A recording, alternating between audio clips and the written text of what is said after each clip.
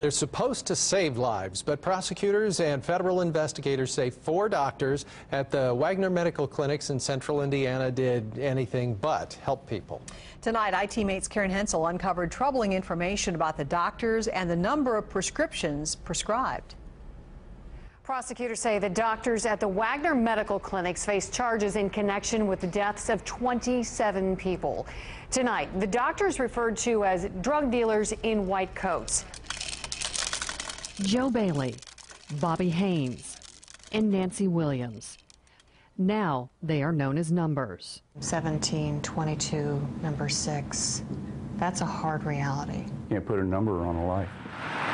They were all patients at Wagoner Medical Clinics in Kokomo and Burlington, Indiana, owned by Doctors Don and Marilyn Wagoner. The Wagoners and 2 other doctors at the clinics face numerous drug charges in connection with the deaths of 27 patients, including dealing in narcotics and conspiracy charges. A DEA investigation brought 95 felony counts against 9 employees, including the Wagoners. According to the probable cause, the Wagoner's clinic was known as the place to go if you wanted prescription drugs. It was the candy shop, And he was the candy man. basically. Former patients and former employees say the Wagoner clinics were cash and carry. Patients paid their bills in full, some $400 a week, before being handed a prescription to get narcotics like hydrocodone, Xanax, and OxyContin.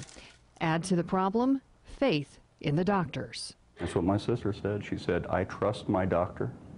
He's not going to do anything to hurt me. Concerns first surfaced more than a decade ago when nurses at a drug treatment center figured out many of their addicted patients were also patients of the Wagoners. Concerns continued from 4 doctors from Howard County and an ER doctor from St. Joseph who realized 1 in 4 overdoses were Wagoner patients. Then the pharmacies started chiming in, and finally, with deaths stacking up, the Howard County coroner. The families didn't know so many knew there were red flags until now. They knew about that? Knew it for years. Your family members are still alive. No. What? In the probable cause, those patients say the doctors regularly pre-signed blank prescriptions, leaving them at the front desk. That's against federal law. Red flag? Absolutely. Amy Peak is a pharmacist and director of drug information services at Butler University. IT-Mate asked her professional judgment on some of the prescriptions outlined in the probable cause. Unsafe, unethical, and illegal.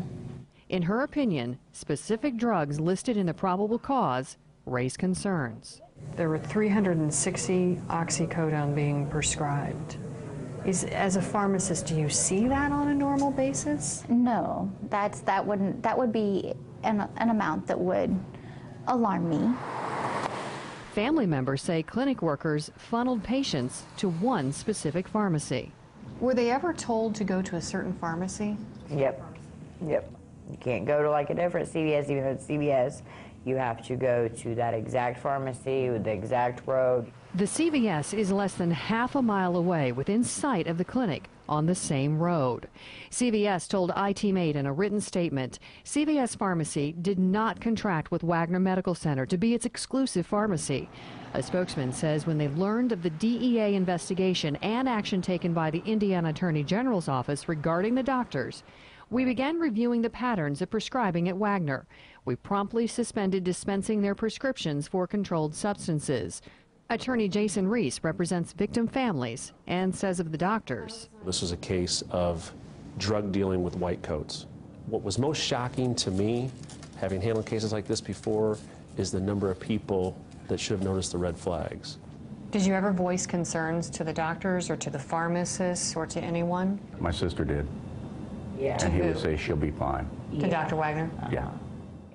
IT-Mate requested to speak to the Wagoners. Their attorney declined. So we went to both offices and were told no comment. Meanwhile, a lawsuit has been filed against CVS for negligence and failure to take action. Karen Hensel, 24 Hour News 8. All right. Thank you very much, Karen.